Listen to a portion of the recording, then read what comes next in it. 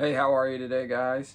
I'm up in the shed. It's summertime, and uh, the wasps are coming and going. So if you see them fly by, that's what it is.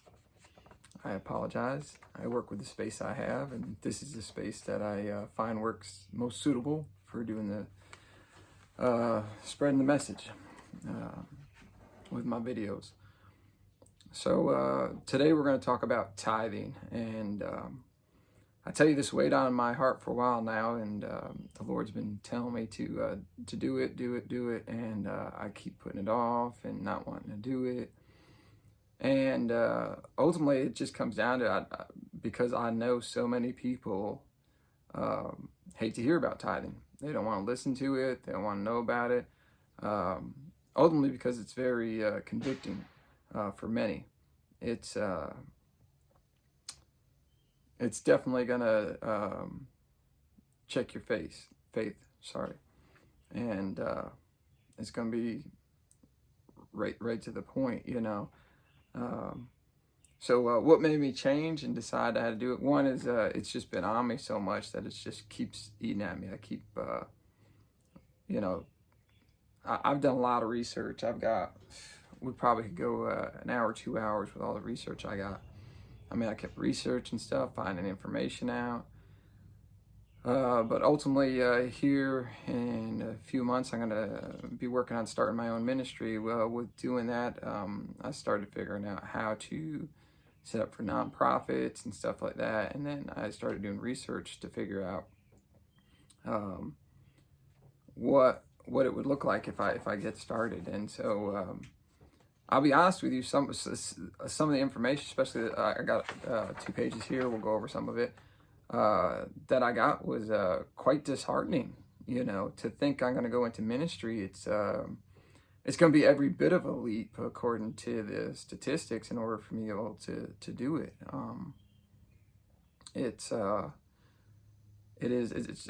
truly terrifying when you look at it. So, and this is what faces a lot of people when they look at doing ministry, is this right here. It's these numbers that I'm about to go over, this information I'm about to give you is what scares people. And so to start off, I'm gonna say, one, I'm a strong believer in the fact that tithing is done multiple ways and it can be done to multiple different organizations. So I'm one that believes that, you know, you tithe not just your funds, but also you need to tithe your skills and your time to be tithing. I believe that all rings into tithing. So if you're one of those people that spends hours and hours every week doing Christ's work in different functions and ways, then I definitely count that as tithing. I see you as somebody that tithes greatly. Because you ultimately have, everybody has a choice. Do I spend my time, go to work somewhere and make money, and then tithe 1/10 of that, or do I tithe my time? Well, one of the hardest things in ministry is actually trying to find people to do work with you or to help you be a part of it. It's finding the workers that's the most difficult. And of course, you know, right now, I mean, look at how many places out there right now are having a difficult time just finding employees, right? Can't find workers. So we all know that that's an issue. Now, some of these statistics that I have in here were from 2018. So I didn't think using 2020, 2021 statistics was really fair. So we got 2018, 19. A mix-up of when it comes from. But I didn't want anything that would be lopsided because of COVID. So the first thing it says is 5% of churchgoers tithe. Now that's crazy. Only 5%. 5%. Now that's on a worldwide study of Christian individuals. 5% tithe.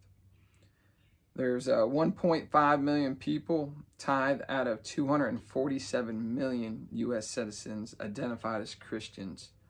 And that was, I found that on Share the Faith. So we have 247 million U.S. citizens that identify themselves as Christians. 1.5 million is all that tithe out of that 247 million. 77% of tithers give more than 10%. So 77% of tithers give more than 10%. So there's a good number, right? Most of those 5% are given more than 10% when they tithe. But that also really gives you the fact that there's a small share of the people doing a large amount of Christ's work, doing a lot of the funding in that case. And that's what I mean by work. I know there's a lot of people doing work, like I said before, that aren't giving cash, but giving time. And I don't think any of these statistics took that into account as their tithing. But then it says, the giving preference of those who tithe are almost evenly split between those who give online, and that's 27%, and traditional giving in church is 28%. So that's pretty even. That was Vanco Churchgoers Giving Study. Next part was the average giving person in church. The average person per week, $17. The average monthly amount given is $73.67 a month. That's the average giver donates $884 a year. U.S. Christians collectively make $5.2 trillion annually, nearly half the world's total Christian income. That's a lot. So again, it says U.S. Christians collectively make $5.2 trillion annually, nearly half the world's total Christian income. Sorry, U.S. Christians. So U.S. Christians make half of the funds a year for all of Christians throughout the world. Percentage of donations going to faith. 49% of the population gave to religious organizations. Now that's givers, non-givers, both. 49% of all giving actually goes to faith-based organizations. So that was another good one. Women make up 3/4 of North America's donors. That's right, women. Women will give more than anybody else.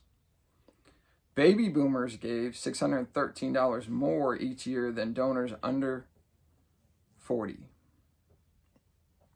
That was a neat little statistic. People who regularly attend service give an average of $1,737 more to faith each year than those who do not attend on a monthly basis. So if it's somebody who's going to church more regularly, they tend to give more, and it's $1,737 a year. Churchgoers in the age of 35 to 44 group are among the most enthusiastic about selecting a cause for their gifts, with 34% doing so. So ages 35 to 44 are people that want to know where their money's going. They want to have control over it. Those are the people that in a lot of churches say, I want to know where my money's going. I want to know where it's spent. They've not quite yet given in to the fact that you got to have faith in Christ. And part of that faith is in knowing that when you tithe to something, when you tithe to Christ's church, is that it will go in the right place. And I'll get more into that in a little bit, but that's what part of that number's from. All right, so then it says 39% of e-givers contribute weekly. So 39% of people who are e-givers give weekly.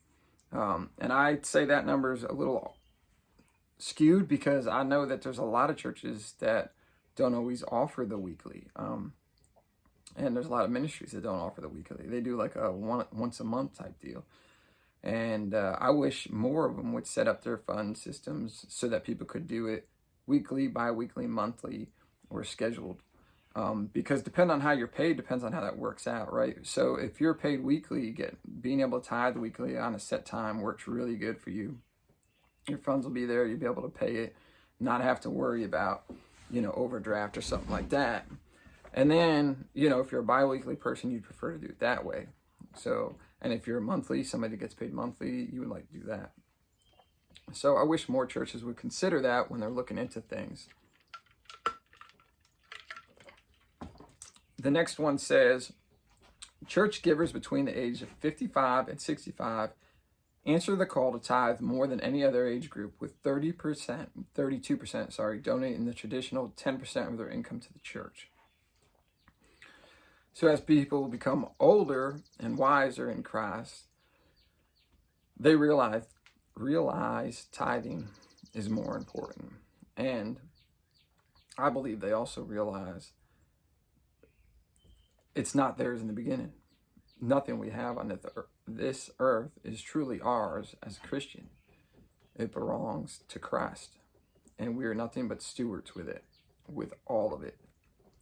And so when you really get to understanding that in your life, it's a lot easier to give things, especially when you realize if Christ is calling you to give something, you should, because ultimately it's his. He's just calling you to take something that he let you have for a while and give it to somebody else. And as you get older, that's really easier to understand. Now, I also go along with the fact that at that age group, kids are out of the house, they have more free income, houses are paid off, cars are paid off as Christian followers. If they've been good and really developed their ways, they're probably pretty debt-free at that point, and so the funds become easier to donate the 10%. But that was just another good one. Let's see. On the average, Christians give 2.5% of their income to churches. During the Great Depression, they gave 3.3%. Now, I don't know about you, but that's a gut check for anybody. So you're telling me during the Great Depression, people tithed 3.5% on average. Everyone did in the U.S. But now we only give 2.5%. And I'm sure you know some Bible verses that would support that and help out with understanding that. There's plenty of them out there. But it's definitely crazy to think that they were giving more in that time than they are now. Well, part of that also comes from the fact that during that time, people needed help and understood that. So if you understand that you need help, you're oftentimes more willing to help others. And during the Great Depression, there was a lot of people that needed help. So during that time, there was a lot of people willing to give. They also understood sacrifice and how you could come through sacrifice and struggles. When times are good and money's good for people, a lot of times they don't look at. They look at things as if, well, if I can do it, that person can do it. And so there's no excuse for them to be out there tithing or asking for money. They just need to work harder for it, right? And so we tend to be less giving at that time. Of families that make $75,000 or more, only 1% donate 10% of their income. Again, that goes back to when life's good, it is good. And I think it also goes back to the fact that, Jesus once said about how it was harder for a rich man to get into heaven than it would be for a camel to go through the eye of a needle. And that's because when you have money, you focus on money. You focus on the world and how the world works. And unfortunately, you fail to start focusing on Christ and how Christ and his kingdom needs to work. And so giving becomes very hard. You look at everything in that manner of how's the money going to work? What's it going to do? And a lot of people start looking at it like, okay, I'm willing to give this money, but I want to know what my return on the money is going to be. And even to the point where they go, I want to know what the return for our kingdom, for Christ, is going to be on this money. Instead of having the faith that whatever you give, Christ will return in a great manner. And again, ultimately, it was his money that he's letting you hold on to. And that if he tells you to give it, you should give it. So, it also said that according to a 2015 Sheffield article, people with a salary of less than $20,000 are 8 times more likely to give than someone who makes $75,000. So that was a little older fact that was in there, but still, that's a very interesting fact. Again, you see somebody that's only making $20,000 or less a year, they're obviously somebody that's struggling and has a hard time. Yeah, what they've probably seen is in their life that somebody that makes $75,000 or more a year is that God always provides for their needs. For their needs. And I say that, for their needs. That's the important part you got to understand. God will provide for your needs. And so they've seen that. He'll provide for my needs. He may not always provide for my wants. And it's easier for somebody without something to understand that, hey, my needs are a lot less than my wants.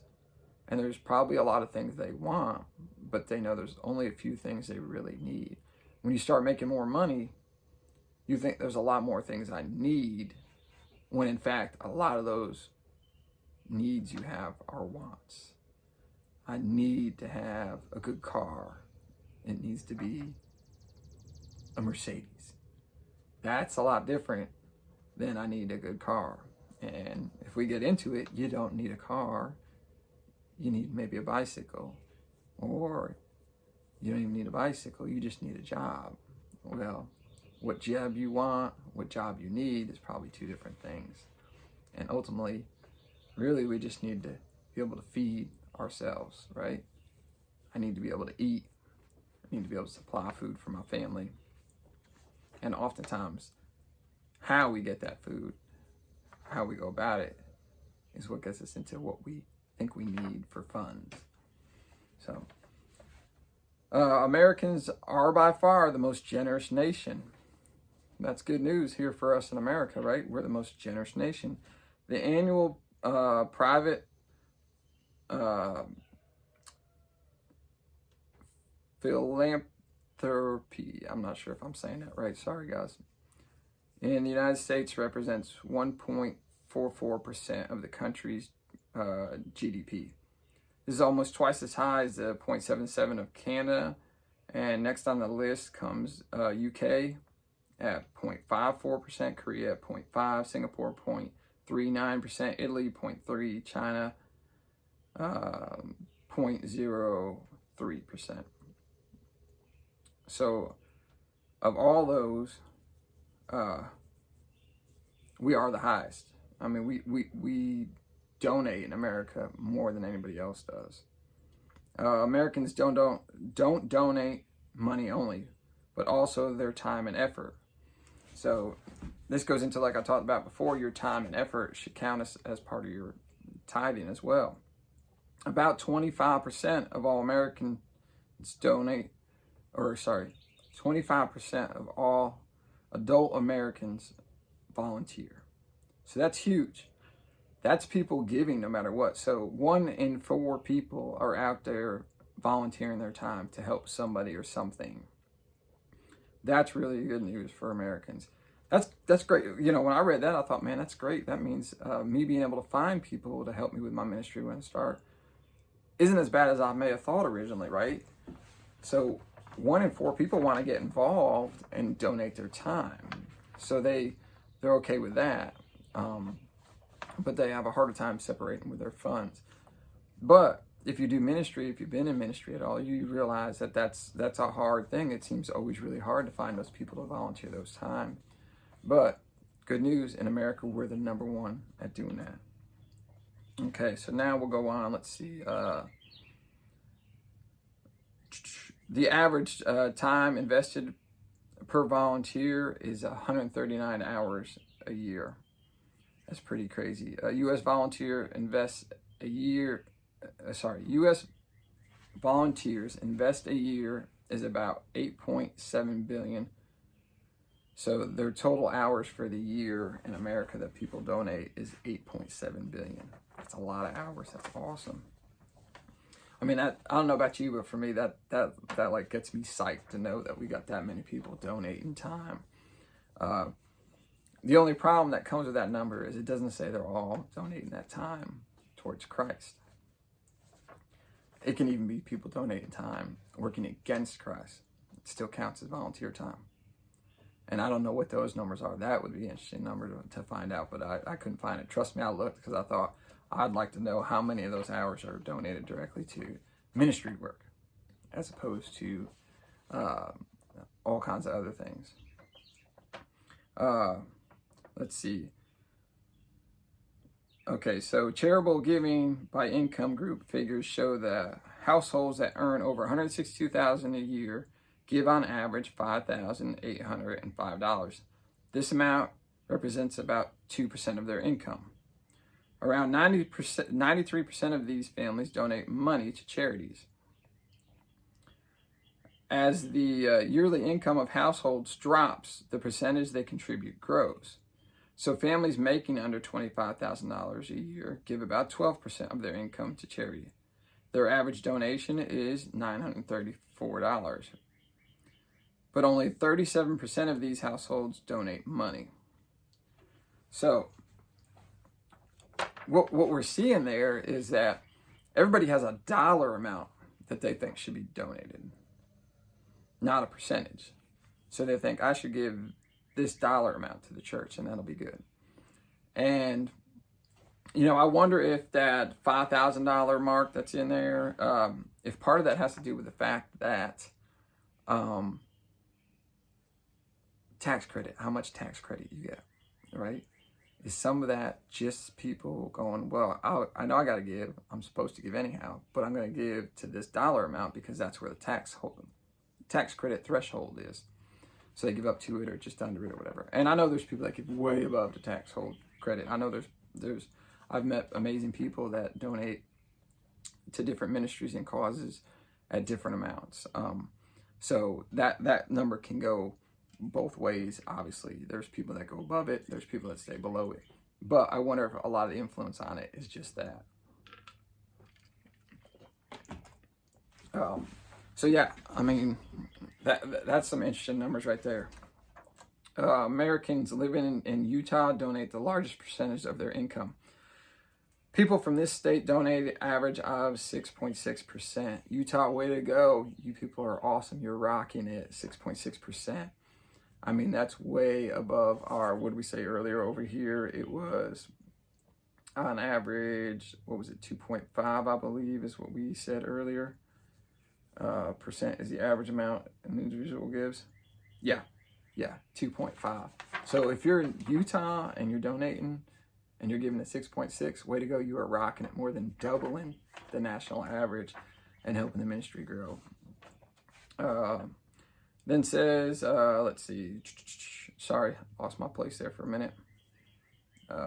We're Utah. Okay, so the top 5 listed round up with Mississippi at 5%. Way to go, Mississippi. Alabama, 4.9%. Good job, Alabama. Tennessee, 4.5%. Good job, Tennessee, 4.5%. Way to go, guys. Hey, but Alabama's beating us, and we don't allow that. So we need to step that up a little. I mean, 4.5%. Alabama's giving 4.9%. We can get up there. We can get above them. Good news is we're still ahead of Georgia. Georgia's at 4.3%, but that's still an amazing number considering the normal is 2.5%. So the worst states for donating is New Hampshire, who gives 1.7% of their income. Families from Maine, Vermont, and New Jersey are also at the bottom, giving only 2% of their annual income. So they're just a little, you think about it. So in those couple of states, they're on the worst, but they're just a little bit under the threshold. I would think there must be some states in there that are even lower than that for our average to be 2.5. But there may be a lot of states that are at 2.1. And so that's why those are the bottom givers there. Obviously, it says there's also the New Hampshire, who only gives 1.7. And that was Philanthropy Roundtable's resource for that one. Let's see. I think I got one more here I wanted to go over. Okay, it says Tyler Billings Russell, research specialist for the United Church of Christ Centers for Analytic Research and Data, recently explored the origin of the widely quoted statistic. In short, the 6,000 to 10,000 churches closing yearly statistically lacks credibility. Academic research into this topic suggests that in recent years, 1 to 2% of American churches close. Put differently, the best estimate among researchers is that 3,850 to 7,700 congregations close a year, which works out to about 75 to 150 congregations a week. According to the National Congregational Study Survey, there are an estimated 380,000 churches in the United States. So that last one I just put in there because as I was looking through it, I thought, man, that's a pretty crazy statistic to look at. I've always heard there's churches closing every day and everything. There is.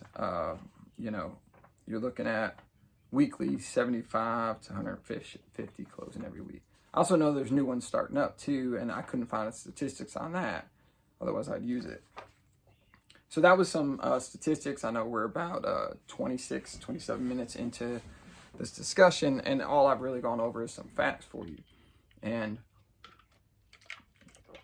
for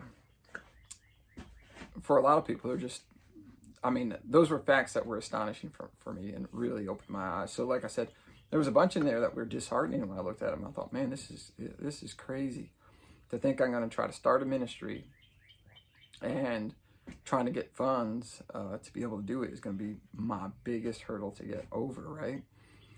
And then as I looked in more and found more, I started finding hope within some of that research. That's good news for all of us, right? Essentially, I find out that America is the biggest one in giving donations. That's good news for me. I find out I'm in Tennessee, and Tennessee is one of those top 5. So that's good news for me. I'm in an area that ties pretty good. The only way to get better, right, is if I went to Utah. Maybe I can get somebody, a group in Utah to help support, the ministry work I'm doing here. But it could be definitely more disheartening if you find out you were starting up in New Hampshire. That'd be very hard. Take that into mind when you find out there's a ministry in New Hampshire trying to start up. Maybe God's talking to you and needs you to give them a little boost. One of the numbers I really got me though was I want to go back to the let me see if I can find it here, guys. Sorry. I wanted to talk about the number of givers, donators. So 25% of Americans donate time is crazy. And that's 8.7 billion hours a year they donate, and that's just an amazing number. But there was the other number in here, and I have the sorry guys, this is how I do my discussions and stuff. It's very open, formal type thing, as if me and you were sitting talking together, and I'm just trying to share information with you. And that's really what I'm doing when I'm doing this. And I know, like I said, I know tithing is going to be one. There's probably a bunch of people that are going to want to turn this off right away, but it opened my mind up as a Christian, and I hope it'll do the same for many of you. So I was looking on here, and I'm trying to find that number. Okay, so U.S. Christians make $5.2 trillion annually. $5.2 trillion annually. That's a huge number that Christians are making.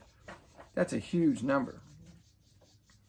But we're not tithing a tenth of that on average. We're making $5.2 trillion a year, but we're not tithing a tenth of that. And there's definitely an opportunity there for people to open up their hearts and be able to tithe more and give more. And I'm a big one that believes in, tithing to something that you believe in, that you